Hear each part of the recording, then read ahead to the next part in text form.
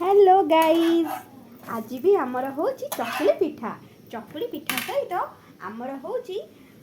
एटा कोबी आलू सोयाबीन कुछ भी भजा कर दौरान मो बोहुमा तो ये बसी मो बोहुमा किसी कहि भजा विषय लिपस्टिक तो लगे आपड़ के छाड़बे तो कहतु कौन कहे भजा विषय केमती बनाऊँ एक्चुअली मो बोहुमा बहुत टेस्टी भजा बनाए तो बोहुमा कह आज बिना प्याज रसुण भजा हाँ आज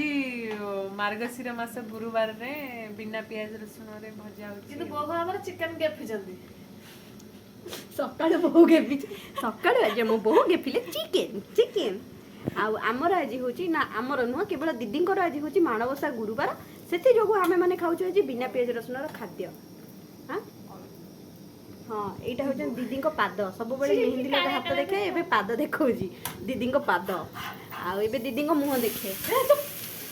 मुँह देखनी तुम एमती तुम अन्याय कर